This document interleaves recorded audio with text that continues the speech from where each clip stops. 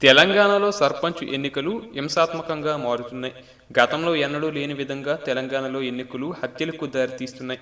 తాజాగా సూర్యాపేట జిల్లా ఎన్నికల ప్రచారంలో కాంగ్రెస్ బీఆర్ఎస్ కార్యకర్తల మధ్య ఘర్షణ చెలరేగి ఒకరి హత్యకు దారితీసింది.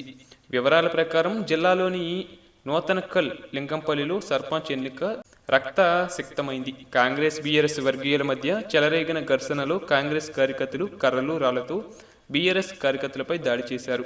సుమారు 70 మంది కాంగ్రెస్ కార్యకర్తలు ముక్కుమ్మడిగా దాడి చేయడంతో బీఆర్ఎస్ కార్యకర్త బొప్పల మల్లయ్య తీవ్రంగా గాయపడ్డారు. ఆయనను వెంటనే హైదరాబాద్కు తరలిస్తుండగా మార్గ మధ్యంలో చనిపోయాడు. కాగా సర్పంచ్ ఎన్నికల్లో ఓడిపోతామనే భయంతోనే బీఆర్ఎస్ కార్యకర్తలపై కర్రలు రాళ్లతో 70 మంది కాంగ్రెస్ కార్యకర్తలు విచక్షణ రహితంగా ముప్పెట దాడి చేశారని బీఆర్ఎస్ నేతలు ఆరోపిస్తున్నారు.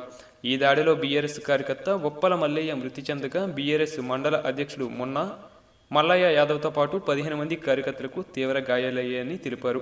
దీంతో గ్రామంలో పోలీసులు భారీ ఎత్తున మోహరించారు.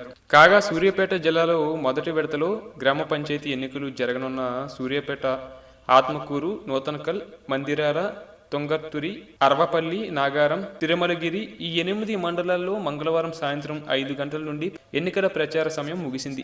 ఈ క్రమంలోనే జిల్లా ఎస్పీ నరసింహ ముందస్తు హెచ్చరికలు జారీ చేశారు.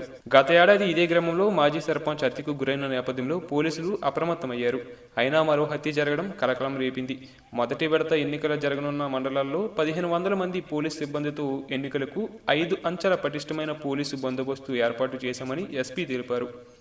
పోలింగ్ బూతుల వద్ద, పోలింగ్ లొకేషన్ల వద్ద 100 మీటర్ల పరిధి, 200 మీటర్ల పరిధిలో striking force, special striking force, flying squad teams, ఎన్నికల నియమావళి అమలు టీమ్స్, రూట్ మొబైల్ సిబ్బంది విధులు నిర్వహిస్తారన్నారు. గుర్తించిన సమస్యాత్మక పోలింగ్ కేంద్రాల్లో ఆన్లైన్ వెబ్ కాస్టింగ్ ఉంటుంది. ఆన్లైన్ ద్వారా ఈ కేంద్రాల్లో నిరంతర పర్యవేక్షణ ఉంటుంది అన్నారు. సీసీ కెమెరాలతో ఎన్నికలను క్షుణ్ణంగా పరిశీలించడం జరుగుతుంది అన్నారు.